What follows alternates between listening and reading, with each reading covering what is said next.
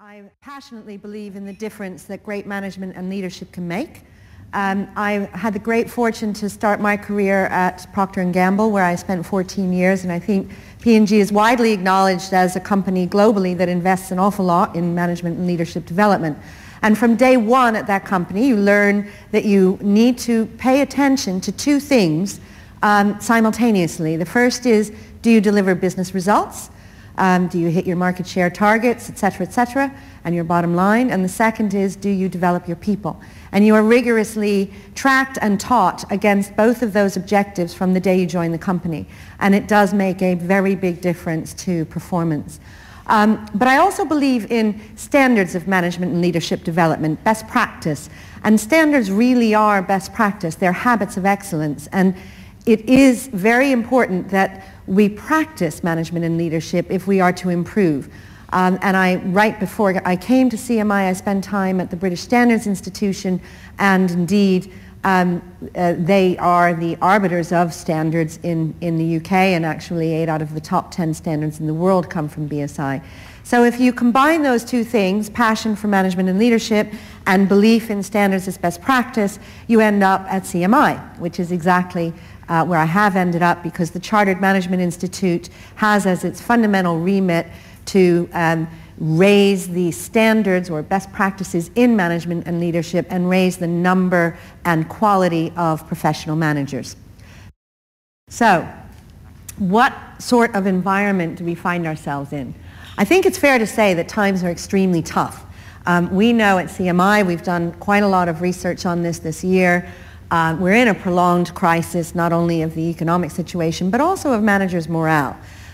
We know that 6 out of 10 managers see little or no benefit from the government's current economic policy. Only 2% of managers are saying that they're benefiting.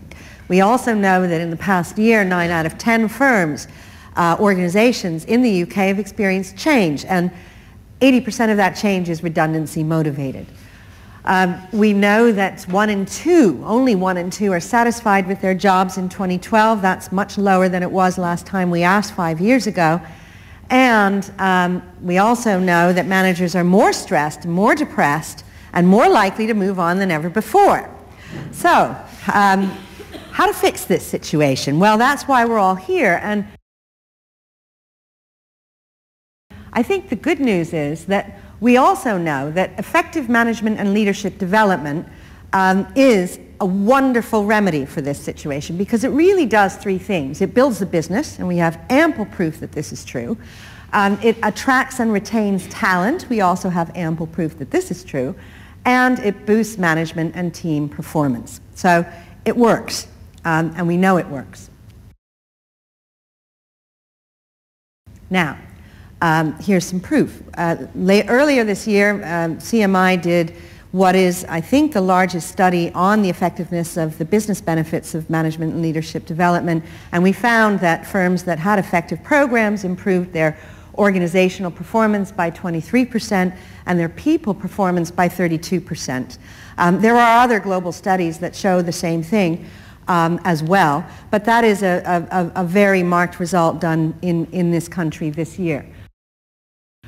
Some of the other stats that we know about the effectiveness is that growing firms have twice the number of effective managers than declining firms.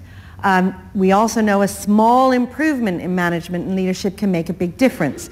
So if you get your company's improvement up 1 point on a 5-point scale, it's the same as expanding your workforce by 25% or increasing your capital by 65%. These are very, very impressive statistics, and they're true not only for large companies, but they're also true for SMEs, and they are true globally, and that was something uncovered by a global study done earlier this year under the auspices of BIS. So, we also know that management and leadership development attracts and retains talent, and it also improves managers. 8 out of 10 managers tell us that. 9 out of 10 say it improves their work. There is a ripple effect, so if you develop your managers, they'll do a better job developing their teams. And last but not least, it delivers ROI. So we know that all of these things are true as well.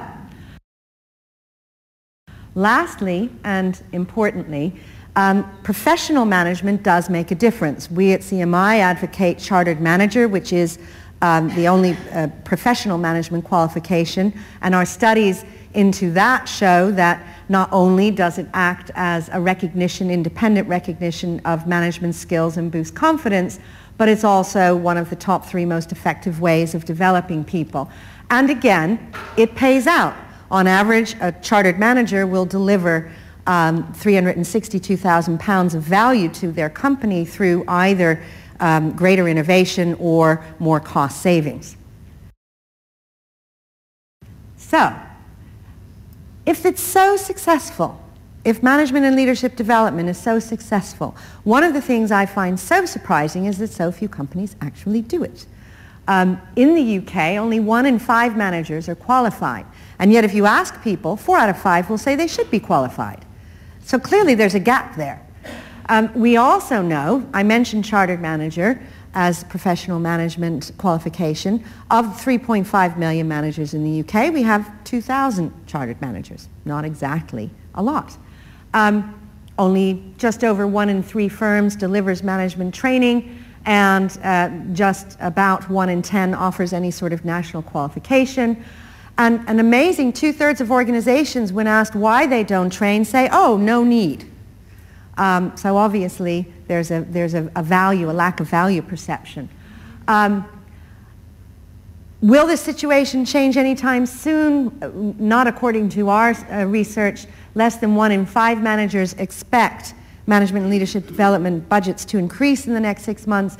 And sadly, in a recent survey, 3/4 of CEOs said, guess what, I'm going to cut the spend.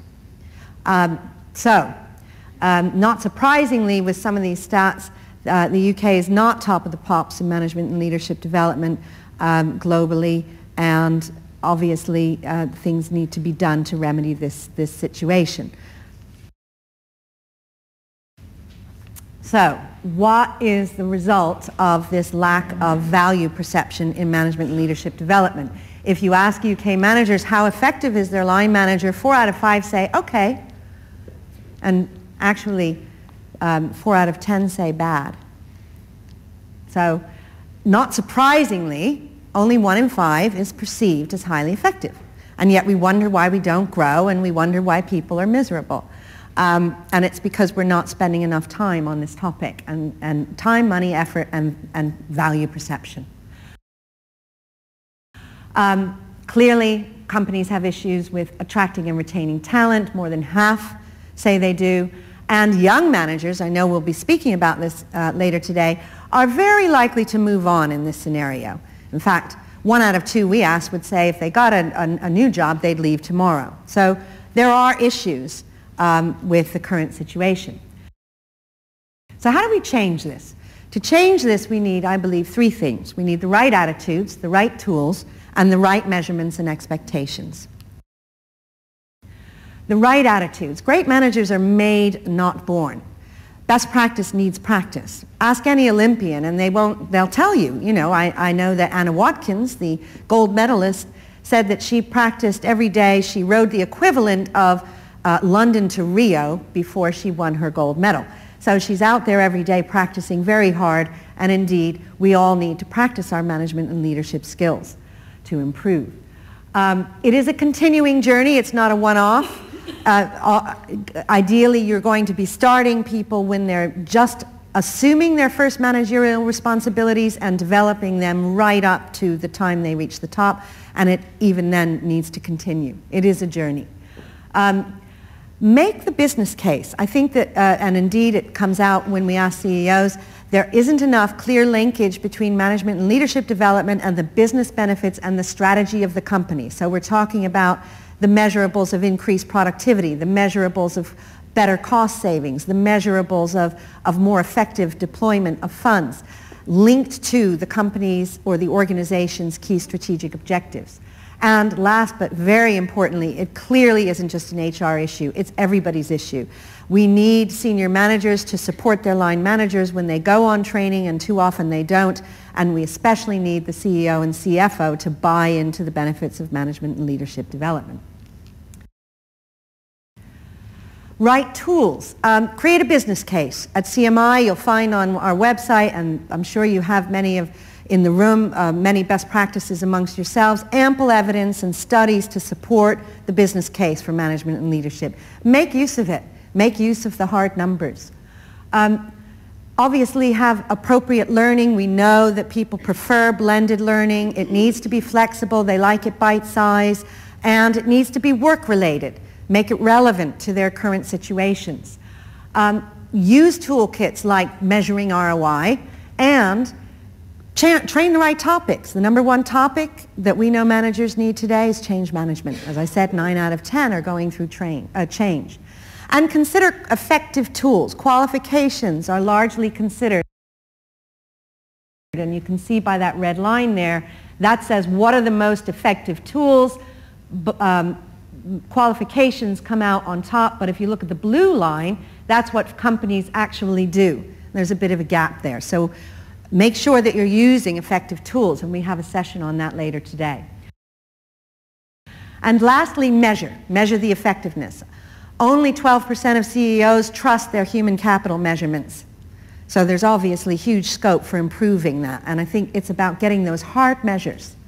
Articulate the benefits. If you're training your people, use it as a competitive advantage. One company we work with, Williams Lee, they're an outsourcing company, and they differentiate themselves with their customers on the basis of the amount they're investing in training their managers. And they win contracts off the back of it, so they flaunt it. Don't be afraid to flaunt your investment in your people with your customers as well as with your people. Benchmark. Benchmark how many national qualifications you're delivering versus your competitors. Consider things such as well-managed organization index or other tools available to benchmark how you're performing.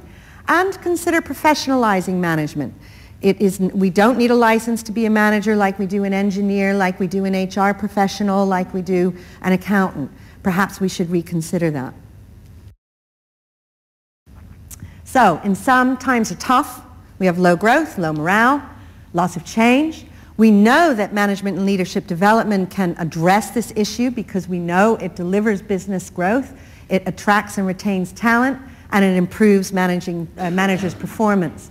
And yet, too few firms practice it, as we've seen.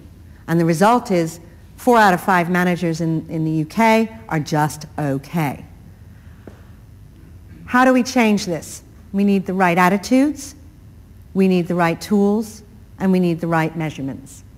And throughout the day, you will have the opportunity to learn from many of our speakers just how you can improve your own management and leadership development programs.